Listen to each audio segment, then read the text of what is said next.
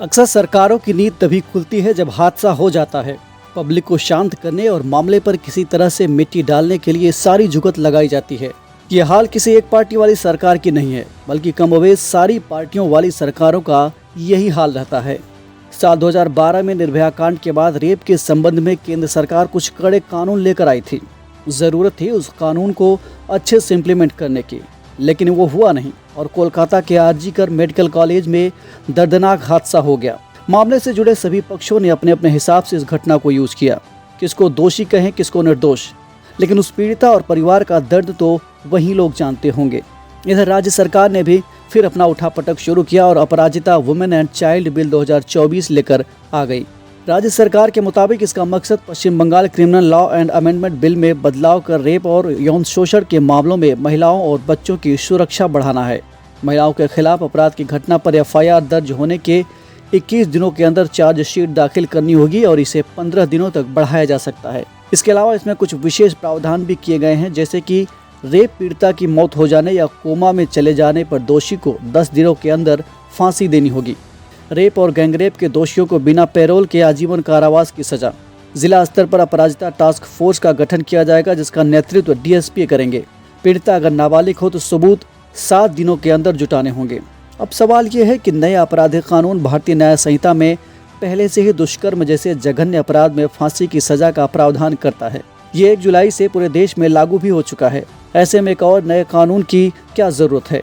भारतीय न्याय संहिता की धारा 66 कहती है कि अगर दुष्कर्म के बाद पीड़िता की मौत हो जाती है अथवा वो मरणासन स्थिति में यानी कोमा में पहुंच जाती है तो दोषी को उम्र कैद के तहत कम से कम 20 साल की सजा दी जाएगी।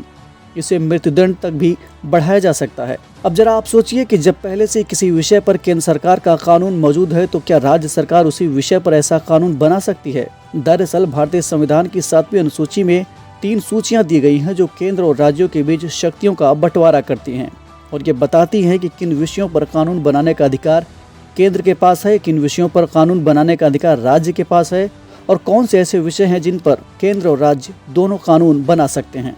ये सूचियाँ 3 तरह की होती है। पहली होती है संघ सूची, जिसमें 97 विषय शामिल होते हैं। इस पर केवल केंद्र सरकार ही कानून बना सकती है। दूसरी सूची है राज्य सूची, इसमें 66 विषय शामिल हैं। इसमें केवल राज्य सरकार ही कानून बना सकती है। और तीसरी सूची है समवर्ती सूची, जिसमें 47 विषय शामिल होते हैं। इस पे केंद्र और राज्य सरकार दोनों कानून बना सकते हैं।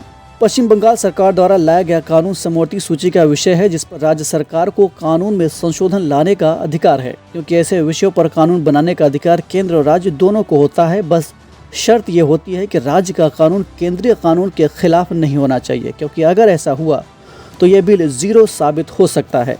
संविधान का अनुच्छेद 254 क्लास 1 कहता है कि समवर्ती सूची पर राज्य द्वारा बनाया गया कानून केंद्र के कानून का विरोधाभासी है तो ऐसी सिचुएशन में राज्य का कानून शून्य माना जा सकता है, यानी उसका कोई महत्व नहीं रह जाएगा।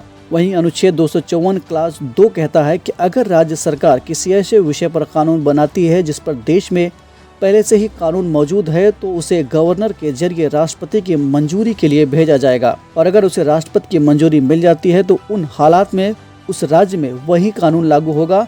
फिर उस समय केंद्र का कानून अप्रभावी माना जाएगा।